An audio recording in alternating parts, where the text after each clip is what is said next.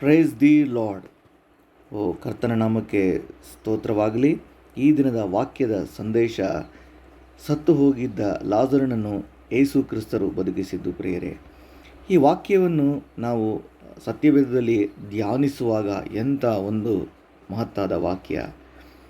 ಯೇಸುವಿನ ಅದ್ಭುತ ಶಕ್ತಿ ಮಾನವ ಕುಲದಲ್ಲಿ ಯಾವ ರೀತಿ ಪರಿಣಾಮ ಬೀರುತ್ತದೆ ಎಂಬುದಾಗಿ ವಾಕ್ಯದಲ್ಲಿ ನಾವು ತಿಳಿದುಕೊಳ್ಳಬಹುದು. ಪ್ರಿಯರೇ, ಆತನು ಸ್ವತಃ ದೇವಕುಮಾರನಾಗಿದ್ದು ದೇವರಿಗೆ ಸರಿಸಮಾನನಾಗಿದ್ದರೂ ಸಹ ಆ ಪದವಿಯನ್ನು ಬಿಡಲೊಂದೇನು ಎಂದೆಣಿಸದೆ ಈ ಲೋಕಕ್ಕೆ ತನ್ನೇ ತಾನು ಬರಿದು ಮಾಡಿಕೊಂಡು ಈ ಲೋಕದಲ್ಲಿ ಪವಿತ್ರಾತ್ಮ ಶಕ್ತಿಯಿಂದಲೇ ಮರೆಯಳೆಂಬ ಕನ್ಯೆಯಲ್ಲಿ ಆತನು ಪವಿತ್ರಾತ್ಮನ ಶಕ್ತಿಯಿಂದಲೇ ಜಯಿಸಿದನು. ಪ್ರಿಯರೇ, ಆತನನ್ನು ಈ ಲೋಕದಲ್ಲಿ ನಾವು ನೋಡುವಾಗ ಜನಿಸಿದ್ದು ಹೌದು. ವಾಕ್ಯದಲ್ಲಿ ನೋಡುತ್ತೇವೆ, ಮಕ್ಕಳಂತೆ ಆತನು ಮಾಂಸಧಾರಿಯಾದನು, ಮರಣಾಧಿಕಾರಿಯನು ಅಂದರೆ ಸೈತಾನನ್ನು ಅಡಗಿಸಿಬಿಡುವುದಕ್ಕೂ ಹಾಗೂ ತಮ್ಮ ಜೀವಮಾನದ ಭಯದ ದಾಸತ್ವದಲ್ಲಿ ಇದ್ದವರನ್ನು ಬಿಡುಗಡೆ ಕೊಡುವುದಕ್ಕೂ ಮಕ್ಕಳಂತೆಯೇ ಆತನು ಮಾಂಸಧಾರಿಯಾದನು ಎಂಬುದಾಗಿ ವಾಕ್ಯದಲ್ಲಿ ನಾವು ನೋಡುತ್ತೇವೆ. ಯಾತಕ್ಕಾಗಿ ಮಾಂಸಧಾರಿಯಾದನು? ಹೌದು, ಅನೇಕ ವಿಧವಾದ ಕಾರಣಗಳಿವೆ, ಉದ್ದೇಶಗಳಿವೆ. ಯೇಸು ಕ್ರಿಸ್ತರು ಲೋಕಕ್ಕೆ ಬಂದದ್ದು ಅದನ್ನು ನಾವು ಧ್ಯಾನಿಸುವಾಗ ಬಹುಮುಖ್ಯವಾಗಿ ನಾವು ನೋಡುವುದಾದರೆ ನಮ್ಮ ಪಾಪಗಳಿಂದ ಆತನು ಬಿಡಿಸಿ ಕಾಯುವ ರಕ್ಷಕನಾಗಿದ್ದೇನೆ.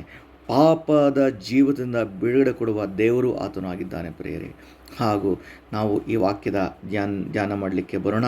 ಈ ವಾಕ್ಯದ ಧ್ಯಾನ ನೋಡುವಾಗ ಇಲ್ಲಿ ವಾಕ್ಯದಲ್ಲಿ ನೋಡುತ್ತೇವೆ, ಲಾಜರನೆಂಬುವನನ್ನು ಆತನು ಬದುಕಿಸಿದ್ದು. ಈತನ ಬಗ್ಗೆ ನಾವು ನೋಡುವಾಗ ಈತನು ಬೇತಾನ್ಯದಲ್ಲಿ ವಾಸ ಮಾಡಿರ್ತಕ್ಕಂಥ ಒಬ್ಬ ಲಾಜರನಿರ್ತಾನೆ.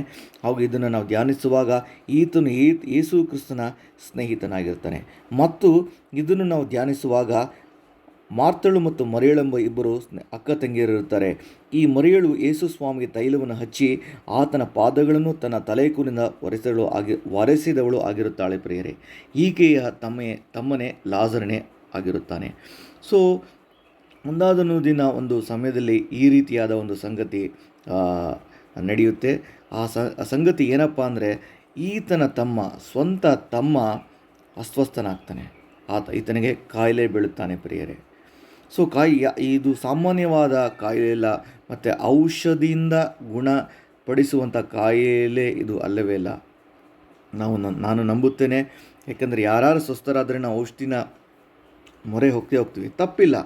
ಆದರೆ ಈ ಔಷಧಿ ಇಲ್ಲೂ ಕೂಡ ಅದನ್ನು ಮಾಡಿದಾಗ ಅದು ಅವನಲ್ಲಿ ಯಾವುದೇ ರೀತಿ ಪರಿಣಾಮವನ್ನು ಬಿದ್ದಿರಲ್ಲ. ಪ್ರಿಯರೇ, ಸೊ ಈ ರೀತಿಯಾದಾಗ ಏನಾಗುತ್ತೆ, ಅನೇಕ ದಿನಗಳು ಕಳೆಯುತ್ತೆ, ಅವನು ಅಸ್ವಸ್ಥನಾಗ್ತಾನೆ, ಹಾಸಿಗೆ ಹಿಡಿತಾನೆ, ಅವನು ಎದ್ದು ಬರದೇ ಇರೋ ಸ್ಟೇಜಿಗೆ ಹೋಗ್ತಾನೆ.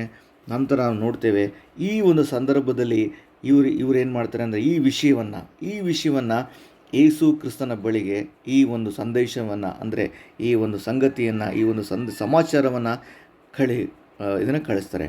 ಯೇಸು ಇದನ್ನು ಕೇಳ್ತಾನೆ. ವಾಕ್ಯದಲ್ಲಿ ನಾವು ನೋಡ್ತೇವೆ ನೋಡಿ, ಈ ಒಂದು ಬಹಳ ಮುಖ್ಯವಾದ ಒಂದು ವಚನ ವಾಕ್ಯದಲ್ಲಿ ಇದೆ ನೋಡಿ, ಮಾರ್ತಳಲ್ಲಿಯೂ ಆಕೆಯ ತಂಗಿಯಲ್ಲಿಯೂ ಲಾಜರನಲ್ಲಿಯೂ ಯೇಸುವಿಗೆ ಪ್ರೀತಿ ಇತ್ತು ಎಂಬುದಾಗಿ. ಸೊ ವಾಕ್ಯದಲ್ಲಿ ನಾವು ನೋಡುವಾಗ ಅವರಿಬ್ಬರಲ್ಲಿ ಈ ಒಂದು ಕುಟುಂಬದ ಮೇಲೆ ಈ ಮೂವರ ಮೇಲೂ ಆತನಿಗೆ ಪ್ರೀತಿ ಇತ್ತು ಎಂಬುದಾಗಿ ವಾಕ್ಯದಲ್ಲಿ ನೋಡುತ್ತೇವೆ. ಈ ವಿಷಯವನ್ನು ಕೇಳಿದಾಗ ಯೇಸು ಯಾವ ರೀತಿ ಸ್ಪಂದಿಸಿರಬಹುದು ಪ್ರಿಯರೇ, ಹೌದಲ್ಲವಾ? ಸೊ ನಮಗೆ ನಾವು ಯಾರೇ ಈಗ ಸ್ವಂತ ತಂದೆ ತಾಯಿಗಳಿಗೆ ಅವ್ರ ಮಗಳು ಅಸ್ವಸ್ಥನಾಗಿದ್ದಾನೆ ಎಂದಾಗ ಅವ್ರಿಗೆ ಯಾವ ರೀತಿ ಖುಷಿ ಪಡ್ತಾರಾ? ಖಂಡಿತವಾಗಿಯೂ ಇಲ್ಲ. ಸೊ ಏನು ಮಾಡ್ತಾರೆ, ಅದಕ್ಕೆ ಏನು ಪ್ರಿಕಾಷನ್ ತೊಗೋಬೇಕು ಅಂತ ಯೋಚನೆ ಮಾಡ್ತಾರೆ. ಹಾಸ್ಪಿಟ್ಲಿಗೆ ಕರ್ಕೊಂಡು ಹೋಗ್ಬೇಕಾ, ಡಾಕ್ಟ್ರಿಗೆ ಕರ್ಕೊಂಡು ಹೋಗ್ಬೇಕು, ಅಯ್ಯೋ ವಾಸನೆ ಆಗ್ತಾ ಇಲ್ವಲ್ಲ. ಸೊ ಸೀರಿಯಸ್ ಆದಾಗ ಯಾವ ರೀತಿ ಅವರಲ್ಲಿ ಒಳಗಡೆ ಇರ್ತಕ್ಕಂಥ ಸಂತೋಷನೇ ಮಾಯವಾಗಿಬಿಡುತ್ತೆ, ಸಮಾಧಾನ, ತೃಪ್ತಿ, ಗಲಿಬಿಲಿಗೊಳಗಾಗ್ತಾರೆ, ಎಲ್ಲವೂ ನಾವು ಕಳೆದುಕೊಳ್ತೇವೆ ಅಲ್ವಾ? ಸೊ ಅದೇ ರೀತಿ ಒಂದು ಸಂಗತಿ ಇವ್ರಿಗೂ ಕೂಡ ಆಗುತ್ತೆ. ಈ ವಿಷಯವನ್ನು ಯೇಸು ಕ್ರಿಸ್ತರ ಬಳಿಗೆ ಇದನ್ನು ಈ ಮಾರ್ತಳು ಮತ್ತು ಮರಿಯಳು ಹೇಳಿ ಕಳಿಸ್ತಾರೆ. ಯೇಸುವನ್ನು ಇದನ್ನು ಕೇಳ್ತಾರೆ. ಯೇಸು ಇದು ವಾಕ್ಯದಲ್ಲಿ ನೋಡ್ತೇವೆ, ಆ ಕುಟುಂಬದಲ್ಲಿ ಪ್ರೀತಿ ಇತ್ತು. ಇದನ್ನು ಯೇಸು ಈ ರೀತಿ ಆಗಿದ್ದಾರೆ, ಸೀರಿಯಸ್ ಆಗಿಬಿಟ್ಟಿದೆ, ನಿಮ್ಮನ್ನು ಕರೀತಾ ಇದ್ದಾರೆ, ನೀವಲ್ಲಿ ಬರಬೇಕು ಅಂತ ಹೇಳಿದಾಗಲೂ ಯೇಸು ಸ್ವಾಮಿ ಯಾವ ರೀತಿ ಡಿಸಿಷನ್ ತಗೋತಾರೆ ಅಂತಂದರೆ, ಯೇಸು ಅಲ್ಲಿಗೆ ತಕ್ಷಣ ಹೋಗೋದೇ ಇಲ್ಲ. ಪ್ರಿಯರೇ, ಯೇಸು ಅಲ್ಲಿ ಹೋಗೋದೇ ಇಲ್ಲ, ತಕ್ಷಣ ಹೋಗೋದಿಲ್ಲ. ಏನಪ್ಪ ಇದು, ಸ್ವಂತ ಸ್ನೇಹಿತ ಅಂತಾರೆ, ಸ್ವಂತ ಕುಟುಂಬ ಅಂತಾರೆ, ಸ್ವಂತ ಕುಟುಂಬದ ಮೇಲೆ ಪ್ರೀತಿ ಇತ್ತು ಅಂತಾರೆ. ಯಾಕೆ ಯೇಸು ಇಲ್ಲಿ ವೇಟ್ ಮಾಡಿದ್ರು? ನಾವು ವಾಕ್ಯದಲ್ಲಿ ನೋಡ್ತೇವೆ. ನಾವು ನೋಡಿ ನಾವು ಅದನ್ನು ಧ್ಯಾನ ಮಾಡುವಾಗ ಯೇಸು ಅದನ್ನು ಕೇಳಿ, ಈ ರೋಗವು ಮರಣಕ್ಕಾಗಿ ಬಂದದಲ್ಲ, ಇದರಿಂದ ದೇವಕುಮಾರನಿಗೆ ಮಹಿಮೆ ಉಂಟಾಗುವಂತೆ ದೇವರ ಮಹಿಮೆಗೋಸ್ಕರ ಬಂದದ್ದು ಅಂದನು. ವಾಕ್ಯದಲ್ಲಿ ನೋಡ್ತೇವೆ. ಹಾಗೂ ಇನ್ನೊಂದು ನಾವು ವಾಕ್ಯವನ್ನು ಧ್ಯಾನ ಮಾಡುವಾಗ, ಬಳಿಕ ಶಿಷ್ಯರಿಗೆ ತಿರುಗಿ ಯೋದಾಯಕ್ಕೆ ಹೋಗೋಣ ಬಾ ಎಂದು ಹೇಳಿದನು ಎಂಬುದಾಗಿ. ನೋಡಿ, ಲಾಜರನ ಕಡೆಗೆ ಹೋಗ್ಬೇಕಲ್ವಾ, ಯೋದಾಯದ ಬಳಿಗೆ ಯೇಸು ಕ್ರಿಸ್ತರು ಹೋಗ್ತಾ ಇದ್ದಾರೆ. ಸೊ ನಾವು ವಾಕ್ಯದಲ್ಲಿ ನೋಡ್ತೇವೆ. ಮತ್ತು ಮುಂದಕ್ಕೆ ನಾವು ಇದನ್ನು ನಾವು ಧ್ಯಾನಿಸುವಾಗ, ಸೊ ಈ ಒಂದು ಲಾಜರನ ಬಗ್ಗೆ ಈ ಶಿಷ್ಯರಿಗೂ ಗೊತ್ತಾಗುತ್ತೆ ವಿಷಯ, ಯೇಸು ಕ್ರಿಸ್ತರಿಗೂ ಗೊತ್ತಾಗದಾಗ ಈ ಶಿಷ್ಯರು, ಈ ಯೇಸು ಸ್ವಾಮಿ ಹೇಳ್ತಾರೆ, ನಮ್ಮ ಮಿತ್ರನಾದ ಲಾಜರನು ನಿದ್ರೆ ಮಾಡುತ್ತಾನೆ, ನಾನು ಅವನಿಂದ ನಿದ್ರೆಯನ್ನು ಎಬ್ಬಿಸುವುದಕ್ಕಾಗಿ ಹೋಗುತ್ತೇನೆ ಎಂಬುದಾಗಿ ನಾವು ವಾಕ್ಯದಲ್ಲಿ ನೋಡ್ತೇವೆ. ಸೊ ನಿದ್ರೆ ಮಾಡುತ್ತಾನೆ ಎಂಬುದಾಗಿ ವಾಕ್ಯದಲ್ಲಿ ನಾವು ಇದನ್ನು ನೋಡ್ಬೇಕಾದ್ರೆ ಅವನಿಗೆ ಸತ್ತೇ ಹೋಗಿರ್ತಾನೆ ಪ್ರಿಯರೇ, ಸತ್ತೇ ಹೋಗಿರ್ತಾನೆ. ಸೊ ಇದನ್ನು ನೋಡ್ಬೇಕಾದ್ರೆ ಯೇಸು ಸ್ವಾಮಿ, ಏನು ಕೆಟ್ಟವರೇನಪ್ಪ ಯೇಸು ಸ್ವಾಮಿ, ಈ ರೀತಿಯಾದ ಸಂದೇಶವನ್ನು, ಈ ರೀತಿಯಾದ ಒಂದು ಒಂದು ಒಂದು ಪರಿಸ್ಥಿತಿಯನ್ನು ಯೇಸು ಸ್ವಾಮಿ ಹೇಳಿದ್ರು ಯೇಸು ಸ್ವಾಮಿ ಬರಲೇ ಇಲ್ಲ. ಸೊ ಎಷ್ಟು ದಿನ ಅದು ಬರಲಿಲ್ಲ. ಸೊ ಹೌದು ಪ್ರಿಯರೇ, ಈ ವಾಕ್ಯದಲ್ಲಿ ನೋಡುವಾಗ ಯೇಸು ಕ್ರಿಸ್ತರು ಅಲ್ಲಿಗೆ ಹೋಗೋದೇ ಇಲ್ಲ. ನಂತರ ಲಾಜರನು ಸತ್ತು ಹೋಗ್ತಾನೆ, ಅವನನ್ನು ಹೂಣು ಇಟ್ಬಿಡ್ತಾರೆ. ಹೂಣಿಟ್ಟು ನಾವು ವಾಕ್ಯದಲ್ಲಿ ನಾವು ನೋಡ್ತೇವೆ. ಈ ವಿಷಯವನ್ನು ಯಾವ ರೀತಿ ಯೇಸು ಸ್ವಾಮಿ ತಗೋತಾರೆ ಅಂತಂದರೆ, ಶಿಷ್ಯರಿಗೆ ಹೇಳ್ತಾರೆ, ಅವನು ನಿದ್ರೆ ಮಾಡ್ತಾ ಇದ್ದಾನೆ, ನಾನು ಎಬ್ಬಿಸ್ಲಿಕ್ಕೆ ಹೋಗ್ತೇನೆ ಎಂಬುದಾಗಿ. ಸರಿ, ನಾವು ಮುಂದಕ್ಕೆ ವಾಕ್ಯವನ್ನು ಧ್ಯಾನ ಮಾಡಿ ನೋಡೋಣ. ಆಗ ವಾಕ್ಯದಲ್ಲಿ ನಾವು ನೋಡ್ತೇವೆ, ಯಾಕೆಂದರೆ ಅವನ ಬಳಿಗೆ ಹೋಗೋಣ ಎಂದು ಹೇಳಿದನು. ನೋಡಿ, ಎಲ್ಲ ಆದಮೇಲೆ ಅವನ ಬಳಿಗೆ ಹೋಗೋಣ ಅಂತ ಯೇಸು ಕ್ರಿಸ್ತರು ಹೇಳ್ತಾರೆ. ಇಲ್ಲಿ 11ನೇ ವಚನ 16ರಲ್ಲಿ ನೀವು ಬೈಬಲ್ನ ತೆಗೆದು ಧ್ಯಾನ ಮಾಡ್ಬೋದು. ಆಗ ನೋಡಿ, ಯೇಸು ಬಂದಾಗ ಲಾಜರನನ್ನು ಸಮಾಧಿಯಲ್ಲಿಟ್ಟು 4 ದಿವಸವಾಯಿತೆಂದು ಆತನಿಗೆ ತಿಳಿದು ಬಂತು. 4 ದಿನವಾಗಿರುತ್ತೆ ಪ್ರಿಯರೇ. 4 ದಿನ ಒಬ್ಬ ಮನುಷ್ಯನ ಹೂತಾಕ್ತಾಗ ಯಾವ ರೀತಿ ಇರುತ್ತೆ? ಖಂಡಿತವಾಗಿ 4 ದಿನ ಆದರೆ ಅವನು ಕೊಳ್ತೋಗಿರ್ತಾನೆ, ಹುಳ ಬಿದ್ದಿರುತ್ತೆ. ಸೊ ದೇಹದ ಆಕಾರನೇ ಇರಲ್ಲ. ಸೊ ಎಲ್ಲ ಕರಗ್ತಾ ಬರ್ತಾ ಇರುತ್ತೆ ಪ್ರಿಯರೇ. ಸೊ ನೆಕ್ಸ್ಟ್ ನೋಡ್ತೇವೆ, ಈ ವಾಕ್ಯದಲ್ಲಿ ನಾವು ನೋಡುವಾಗ ಮತ್ತೆ ನಾವು ಧ್ಯಾನ ಮಾಡೋಣ. ಹೀಗಿರುವಲ್ಲಿ ಮಾರ್ತಳು ಯೇಸು ಬರುತ್ತಾನೆಂದು ಕೇಳಿ ಆತನನ್ನು ಎದುರುಗೊಳ್ಳುವುದಕ್ಕೆ ಹೋದಳು. ಆದರೆ ಮರಿಯಳು ಮನೆಯಲ್ಲೇ ಕೂತುಕೊಂಡಳು. ಮತ್ತು ಮಾರ್ತಳು ಯೇಸುವಿಗೆ, ಸ್ವಾಮಿ, ನೀನು ಇಲ್ಲಿ ಇರುತ್ತಿದ್ದರೆ ನನ್ನ ತಮ್ಮನು ಸಾಯುತ್ತಿರಲಿಲ್ಲ. ಈಗಲಾದರೂ ದೇವರನ್ನು ಏನು ಬೇಡಿಕೊಳ್ಳುತ್ತೀಯೋ ಅದನ್ನು ದೇವರು ನಿನಗೆ ಅನುಗ್ರಹಿಸುವನೆಂದು ಬಲ್ಲೆನು ಎಂದು ಹೇಳಿದಳು. ಈಸಪ್ಪ, ನೀವು ಇಲ್ಲಿ ಬಂದುಬಿಡ್ತಾ ಇದ್ದೀರಿ, ನನ್ನ ತಮ್ಮ ಸಾಯ್ತಿರಲ್ಲಪ್ಪ, ನೀವು ಸ್ವಸ್ಥಪಡಿಸ್ಬಿಡ್ತಾ ಇದ್ದೀರಿ, ಡೆಫಿನೆಟಾಗಿ ಸ್ವಸ್ಥಪಡಿಸ್ಬಿಡ್ತಾ ಇದ್ದೀರಿ ಏಸಪ್ಪ, ನನ್ನ ತಮ್ಮ ಸಾಯ್ತಾ ಇರಲಿಲ್ಲ ಅಂತ ಮಾರ್ತಳು ಹೇಳ್ತಾಳೆ ಪ್ರಿಯರೇ. ಯೇಸು ಹಾಗಾಗಿ ನಿನ್ನ ತಮ್ಮನು ಎದ್ದು ಬರುವನೆಂದು ಹೇಳಿದನು. ಯೇಸು ಕ್ರಿಸ್ತರು ಹೇಳ್ತಾರೆ, ಅಯ್ಯೋ ನಿನ್ನ ತಮ್ಮ ಎದ್ದು ಬರ್ತಾನೆ, ನೀನು ಎದ್ದು ಬರ್ತಾನೆ, ಯಾಕೆ ಕಳವಳಗೊಳ್ತೀಯಾ, ಯಾಕೆ ಕಣ್ಣೀರು ಹಾಕ್ತಿದ್ಯಾ, ನಿನ್ನ ತಮ್ಮ ಎದ್ದು ಬರ್ತಾನೆ ಅಂತ. ಸೊ ಅವಳಿಗೆ ಆಶ್ಚರ್ಯ ಆಗುತ್ತೆ. ಆಗ ಅವಳು ಹೇಳ್ತಾಳೆ, ಅವಳು ಸ್ಪಿರಿಚುವಲಾಗಿ ಮಾತಾಡ್ತಾಳೆ, ಏನಂತ, ನಿನ್ನ ತಮ್ಮನು ಎದ್ದು ಬರುವನೆಂದು ಹೇಳಿದನು. ಮಾತಳು ಸತ್ತವರಿಗೆ ಕಡೆಯ ದಿನದಲ್ಲಿ ಪುನರುತ್ಥಾನವಾಗುವಾಗ ಅವನು ಎದ್ದು ಬರುವನೆಂದು ನಾನು ಬಲ್ಲೆನು ಅಂದಳು. ಪುನರುತ್ಥಾನ ನನಗೆ ಗೊತ್ತಪ್ಪ, ಪುನರುತ್ಥಾನದ ವಿಷಯ ನನಗೆ ಗೊತ್ತು. ಸೊ ಪುನರುತ್ಥಾನದಲ್ಲೂ ಎದ್ದು ಬರ್ತಾನೆ ಅಂತ ನನಗೆ ಗೊತ್ತು ಅಂತ ಅವಳು ಹೇಳ್ತಾಳೆ. ಸೊ ಯೇಸು ಹಾಗಾಗಿ ನಾನೇ ಪುನರುತ್ಥಾನವೂ ಜೀವವೂ ಆಗಿದ್ದೇನೆ. ಎಂಥ ಒಂದು ಮಾತು ಪ್ರಿಯರೇ, ಈತನೇ ಪುನರುತ್ಥಾನ, ಈತನೇ ಜೀವ. ಸೊ ಈ ವಾಕ್ಯದ ಹಿಂಗೆ ಹೇಳ್ಬೇಕೊಳಗೆ ಆಶ್ಚರ್ಯ ಆಗುತ್ತೆ. ನನ್ನನ್ನು ನಂಬುವವನು ಸತ್ತರೂ ಬದುಕುವನು, ಮತ್ತು ಬದುಕುತ್ತಾ ನನ್ನನ್ನು ನಂಬುವ ಪ್ರತಿಯೊಬ್ಬನು ಎಂದಿಗೂ ಸಾಯುವುದಿಲ್ಲ ಎಂಬುದಾಗಿ ಈತನು ಹೇಳುತ್ತಾನೆ ಪ್ರಿಯರೇ. ಯೇಸು ಕ್ರಿಸ್ತರು ಹೇಳ್ತಾರೆ ನೋಡಿ, ನನ್ನನ್ನು ನಂಬುವವನು ಸತ್ತರೂ ಬದುಕುವನು, ಮತ್ತು ಬದುಕುತ್ತಾ ನನ್ನನ್ನು ನಂಬುವ ಪ್ರತಿಯೊಬ್ಬನು ಎಂದಿಗೂ ಸಾಯುವುದಿಲ್ಲ. ಇದನ್ನು ನಂಬುತ್ತೀಯಾ ಎಂದು ಹೇಳಿ, ಹಾಗೆ ಸ್ವಾಮಿ, ಲೋಕಕ್ಕೆ ಬರಬೇಕಾದ ದೇವಕುಮಾರನು ಕ್ರಿಸ್ತನು ನೀನೇ ಎಂದು ನಂಬಿದ್ದೇನೆ ಅಂದಳು. ನೆಕ್ಸ್ಟ್ ವಾಕ್ಯದಲ್ಲಿ ನೋಡ್ತೇವೆ, ಎಂಥ ಒಂದು ಸಂಗತಿ ಪ್ರಿಯರೇ. ಮನೆಯಲ್ಲಿ ನಾವು ನೋಡ್ತೇವೆ, ಲೋಕದಲ್ಲಿ ಮನುಷ್ಯರಿಗೆ ಸಂತೋಷವಾಗ್ತಕ್ಕಂಥ ಸಂಗತಿ ಏನಪ್ಪ ಅಂದರೆ, ಒಬ್ಬ ಮನುಷ್ಯ ಲೋಕದಲ್ಲಿ ಹುಟ್ಟಿದಾಗ ಎಂಥ ಒಂದು ಸಂತೋಷ, ಎಂಥ ಒಂದು ಸಮಾಧಾನ, ಎಂಥ ಒಂದು ಮನೆಯಲ್ಲಿ ಒಂದು ಖುಷಿ, ಒಂದು ಸಂಭ್ರಮ ಇರುತ್ತೆ. ಸೊ ಅದೇ ರೀತಿ ಒಬ್ಬ ಸತ್ತಾಗ ಮನೆಯಲ್ಲಿ ಯಾವ ರೀತಿ ಇರುತ್ತೆ, ಅದ್ರ ಉಲ್ಟಾಗ್ಬಿಡುತ್ತೆ. ಸಮಾಧಾನ ಇರಲ್ಲ, ಸಂತೋಷ ಇರಲ್ಲ. ಸಾವಿನ ಮನೆಯ ಸಂಗತಿ ನಿಮಗೆ ಗೊತ್ತು. ಅವ್ರ ಹೃದಯದಲ್ಲಿ ಅವರ ಮಗ, ಮಗಳು, ಗಂಡ, ಹೆಂಡತಿಯೋ ಯಾರಾದರೂ ತೀರಿಕೊಂಡಾಗ ಅವ್ರ ಹೃದಯದಲ್ಲಿ ಆಗ್ತಕ್ಕಂಥ ಕಳವಳ, ಅದನ್ನು ಅನುಭವಿಸೋರಿಗೆ ಗೊತ್ತು. ಈ ರೀತಿಯಾದ ಒಂದು ಸಂದರ್ಭ, ಮನೆಯಲ್ಲಿ ಸಮಾಧಾನವೇ ಇಲ್ಲ. ಸ್ವಂತ ತಮ್ಮ, ವಾಕ್ಯದಲ್ಲಿ ನೋಡ್ತೇವೆ, ಸ್ವಂತ ತಮ್ಮ, ಇಬ್ಬರು ಅಕ್ಕಂದಿರು ಅಂದರೆ ನಾವು ನಂಬೋಣ, ಆತನೇ ಎಲ್ಲವನ್ನು ನಿಭಾಯಿಸ್ತಿದ್ದ, ಮನೆಯಲ್ಲಿ ಆತನೇ ಎಲ್ಲ ಮೇಂಟೈನ್ ಮಾಡ್ತಿದ್ದ ಎಂಬುದಾಗಿ, ಆತನ ಮೇಲೆ ಎಲ್ಲ ಜವಾಬ್ದಾರಿ ಇತ್ತು ಎಂಬುದಾಗಿ. ಅವ್ರ ಮನೆಗೆ ಅವನೇ ಒಂದು ಆಧಾರವಾಗಿದ್ದ. ಸೊ ಆತನೇ ಅಸ್ವಸ್ಥನಾಗಿ ಆತನೇ ತೀರ್ಕೊಳ್ತಾನೆ ಅಂದರೆ ಯಾವ ರೀತಿಯ ಒಂದು ಪರಿಸ್ಥಿತಿ ಇರ್ಬೋದು. ಸರಿ, ಇದನ್ನು ನಾವು ಯೇಸು ಸ್ವಾಮಿ ಇದನ್ನು ಹೇಗೆ ಬಗೆಹರಿಸ್ತಾರೆ ಎಂಬುದಾಗಿ ನಾವು ನೋಡೋಣ. ಯೇಸುವಿನಲ್ಲಿ ನಮ್ಮ ನಂಬಿಕೆ ಇಡುವುದಾದರೆ ಅದು ಯಾವ ರೀತಿ ಕಾರ್ಯ ಮಾಡುತ್ತದೆ ಎಂಬುದಾಗಿ ಈ ವಾಕ್ಯದಲ್ಲಿ ಅದು ನಾವು ತಿಳಿದುಕೊಳ್ಳಬಹುದು. ಸರಿ, ಇದನ್ನೆಲ್ಲ ನೋಡ್ತಾರೆ ಯೇಸು ಸ್ವಾಮಿ, ಕೇಳ್ತಾರೆ. ಆಗ ನೆಕ್ಸ್ಟ್ ವಾಕ್ಯ, ಇನ್ನೊಂದು ವಾಕ್ಯ ನಾವು ಧ್ಯಾನ ಮಾಡೋಣ. ಆಕೆ ಇದನ್ನು ಕೇಳಿ ಹೋಗಿ ತನ್ನ ತಂಗಿಯಾದ ಮರಿಯಳನ್ನು ಗುಪ್ತವಾಗಿ ಕರೆದು, ಗುರುವು ಬಂದಿದ್ದಾನೆಂದು ನಿನ್ನನ್ನು ಕರೆಯುತ್ತಾನೆ ಅಂದಳು. ಮರಿಯಳು ಇದನ್ನು ಕೇಳಿ ತಟ್ಟನೆ ಎದ್ದು ಆತನ ಬಳಿಗೆ ಹೋದಳು. ಯೇಸು ಇನ್ನೂ ಊರೊಳಗೆ ಬಾರದೆ ಮಾರ್ತಳು ಆತನ ಎದುರಾಗಿ ಬಂದ ಸ್ಥಳದಲ್ಲೇ ಇದ್ದಳು. ಮರಿಯಳ ಕೂಡ ಮನೆಯಲ್ಲೇ ಇದ್ದುಕೊಂಡು ಆಕೆಯನ್ನು ಸಂತೋಷಿಸಿದ ಯೆಹೂದ್ಯರು ಆಕೆ ತಟ್ಟನೆ ಎದ್ದು ಊರೊಳಗೆ ಹೋಗುವುದನ್ನು ಕಂಡು ಆಕೆ ಅಳುವುದಕ್ಕಾಗಿ ಸಮಾಧಿಗೆ ಹೋಗುತ್ತಾಳೆಂದು ನೆನೆಸಿ ಆಕೆ ಹಿಂದೆ ಹೋದರು. ಮರಿಯಳು ಯೇಸು ಇದ್ದಳಿಗೆ ಬಂದು ಆತನನ್ನು ಕಂಡು ಆತನ ಪಾದಕ್ಕೆ ಬಿದ್ದು, ಸ್ವಾಮಿ, ನೀನು ಇಲ್ಲಿ ಇರುತ್ತಿದ್ದರೆ ನನ್ನ ತಮ್ಮನು ಸಾಯುತ್ತಿರಲಿಲ್ಲ ಅಂದಳು. ಆಕೆ ಗೋಳಾಡುವುದನ್ನು ಆಕೆಯ ಸಂಗಡ ಬಂದ ಯೆಹೂದ್ಯರು ಗೋಳಾಡುವುದನ್ನು ಯೇಸು ಕಂಡಾಗ ಆತ್ಮದಲ್ಲಿ ನೊಂದುಕೊಂಡು ತತ್ತರಿಸಿ, ಅದನ್ನು ಎಲ್ಲಿಟ್ಟಿದ್ದೀರಿ ಎಂದು ಹೇಳಿದನು. ಅವನನ್ನು ಎಲ್ಲಿಟ್ಟಿದ್ದೀರಿ ಎಂದು ಹೇಳಿದನು. ಅವರು, ಸ್ವಾಮಿ, ಬಂದು ನೋಡು ಅಂದರು. ಯೇಸು ಕಣ್ಣೀರು ಬಿಟ್ಟನು. ವಾಕ್ಯದಲ್ಲಿ ನೋಡ್ತೇವೆ ಪ್ರಿಯರೇ, ಸಾಕ್ಷಾತ್ ಜೀವಸ್ವರೂಪನ ದೇವಕುಮಾರರು ಬಂದಿದ್ದಾರೆ. ನೋಡಿ, ಮಾರ್ತಳು ಈ ವಿಷಯವನ್ನು ಹೇಳಿ ಆತನ ಬಳಿಗೆ ಹೋದಾಗ ಅವಳು ಅಳ್ಳಿಲ್ಲ ಅಂತ ಮೋಸ್ಟ್ಲಿ ಹತ್ತಿರ್ಬೋದು. ಆದರೆ ಈ ಮರಿಯಳು ಯಾವ ರೀತಿ ಒಂದು ವರ್ತಿಸ್ತಾಳೆ ಅಂದರೆ ಆತನ ಪಾದಕ್ಕೆ ಬಿದ್ದು ಅಳ್ತಾಳೆ ಪ್ರಿಯರೇ. ಆತನ ಪಾದಕ್ಕೆ ಬಿದ್ದು ಅಳ್ತಾಳೆ. ದೇವರು ಇದನ್ನು ಬಹಳವಾಗಿ ಗಮನಿಸ್ತಾರೆ. ಮತ್ತು ವಾಕ್ಯದಲ್ಲಿ ನೋಡ್ತೇವೆ, ಅನೇಕ ಯೆಹೂದ್ಯರು ಇದನ್ನು ನೋಡ್ತಾ ಇರ್ತಾರೆ.